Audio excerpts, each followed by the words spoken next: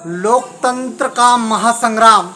और भारत में ही नहीं अपितु विश्व के हर लोकतांत्रिक देश में प्रत्येक 5 वर्ष में लोकतांत्रिक तरीके से चुनाव आयोजित किए जाते हैं और उसी तारतम्य में मध्य प्रदेश में भी विधानसभा चुनावों की सुगबुगाहट है। और भारतीय जनता पार्टी ने मध्य प्रदेश में जन आशीर्वाद यात्रा प्रारंभ की है और जन आशीर्वाद यात्रा के साथ उसमें क्या क्या चीज़ होगी उस संदर्भ में आज चर्चा होगी। अभिवादन स्वीकार कीजिए, मैं हूं बालकृष्ण भाविस्कर। मैं बात करना चाहता हूं मध्य प्रदेश में विधानसभा चुनाव की। चूँकि मध्य प्रदेश में विधानसभा चुनाव के यदि संदर्भ में चर्चा की जाए तो बड़वानी जिले का जो बड़वानी जिले की जो स्थिति है वो कहीं न कहीं चुनावी माहौल में पूरी तरह से ढल चुकी है। हालांकि मैं बड़वानी ज़िले के संदर्भ में इसलिए चर्चा करना चाहता हूं क्योंकि बड़वानी ज़िले में मैं निवास करता हूं और यहाँ की घटनाक्रम को लेकर मैं रोज़ आपके सामने आता हूं। चूँकि मध्य प्रदेश में विधानसभा चुनाव अति शीघ्र होने वाले हैं, इसी के मद्देनज़र बड़वानी ज़िले में भी चुनाव का जो जोर है, चुनाव की जो ताकत आजमाइश है, जो जनशक्ति प्रदर्शन का काम चल रहा है वो जोरों शोर से है। और चूंकि कल भारतीय जनता पार्टी के द्वारा सेंधवा विधानसभा में जो जन आशीर्वाद यात्रा और जन आशीर्वाद यात्रा के अंतर्गत बड़वानी जिले के सेंधवा विधानसभा में गोवा के मुख्यमंत्री प्रमोद सावंत जी जन आशीर्वाद यात्रा में शामिल हुए थे और आज भी जिले के पांसेमल विधानसभा में जो जन आशीर्वाद यात्रा है वो प्रारंभ हुई। तो जन आशीर्वाद यात्रा आखिर क्या है, इस बारे में हम चर्चा करेंगे। पहली बात तो ये है कि जो जितने भी पार्टियां हैं, चाहे वो कांग्रेस हो, चाहे बीजेपी हो, चाहे आम आदमी पार्टी हो, चाहे बीएसपी हो या चाहे क्षेत्रीय दल हो, वे 2023 के नवंबर माह में होने वाले चुनाव को लेकर कमर कसे हुए हैं। और इस बात की सुगबुगाहट है कि प्रत्येक जो पार्टी का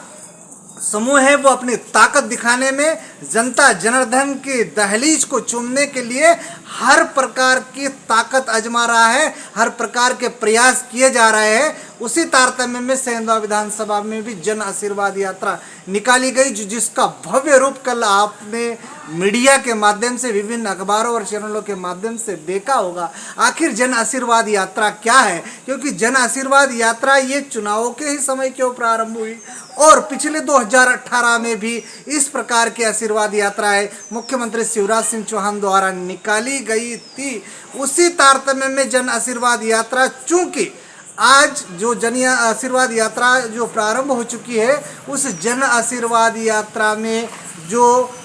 दृष्टिकोण है, जो तैयारियां हैं, कहीं सभी विधानसभाओं में अपने स्टार प्रचारकों को भेज रही है और उनका उद्देश्य यह है कि सरकार के द्वारा जितनी भी योजनाएं चलाई जाए वो जन जन तक पहुँचे और उनको जनता को स्मरण कराया जाएगा कि आखिर सरकार ने उनके लिए क्या किया है और 2023 में वो क्या करने वाले हैं। आगामी 5 वर्षों के स्तर से काम कर रही है, कोई किसी से पीछे नहीं हो सकता। लेकिन जब चुनाव होगा और चुनाव में क्या परिणाम आएंगे वो बात उस समय हम आप चर्चा करेंगे। बहरहाल आदिवासी जिले, जिसमें विशेष करके आदिवासी जिलों का जो समूह है, जो संभाग है, वो सबसे बड़ा संभाग इंदौर है और इंदौर संभाग के अंतर्गत निमाड़ और मालवा आते हैं। और मालवा निमाड़ में पिछली बार 2018 में भारतीय जनता पार्टी को अनुसूचित जनजाति के लोगों के द्वारा शिकस्त दी गई थी, ऐसे जानकार बताते हैं, ऐसे राजनीतिक लोग, राजनीतिक विशेषज्ञ बता रहे हैं। इसलिए सरकार का सारा फोकस इन आदिवासी क्षेत्रों में होगा, क्योंकि यहाँ पर आदिवासी जनजातीय क्षेत्र में आदिवासी संघर्ष के नाम से आदिवासी बचाओ यात्रा, संविधान बचाओ यात्रा, पर्यावरण बचाओ यात्रा, संस्कृति बचाओ यात्रा, इस नाम से तमाम सामाजिक संगठन के आड़ में ऐसे जानकार बता रहे हैं कि कांग्रेस इनका उपयोग करते हुए सामाजिक स्तर से राजनीतिक स्तर में प्रवेश करना चाहते हैं और कहीं न कहीं 2023 में भारतीय जनता पार्टी से सत्ता हस्तांतरण करना चाहते हैं, सत्ता प्राप्त करना चाहते हैं। इसलिए उनके द्वारा भी इस प्रकार की यात्रा निकाली जा रही है जो चुनाव होगा, क्योंकि पिछले कई सालों से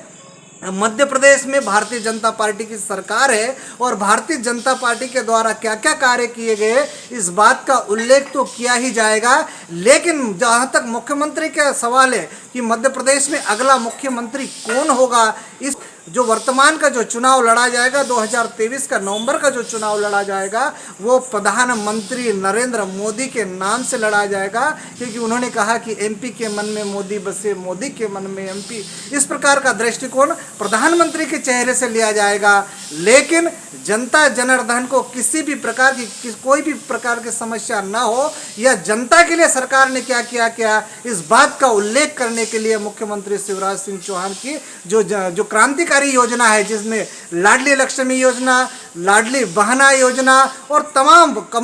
सीखो कमाओ योजना, ऐसे युवाओं के लिए रोजगार की योजनाएं और मध्य प्रदेश में ऐसी तमाम योजनाएं है दिया जाएगा। यदि पार्टी बड़ी हो जाती है, परिवार बड़ा हो जाता है, तो कहीं ना कहीं छोटा मोटा मनमुटाव होता है, छोटी छोटी बातों को लेकर कुछ न कुछ होता है। इसी के लेकर अब जो सेंधवा की जो कुछ घटनाएं जो सुनने में मिल रही है, कहीं ना कहीं खिंचातान दिख रही है, इसलिए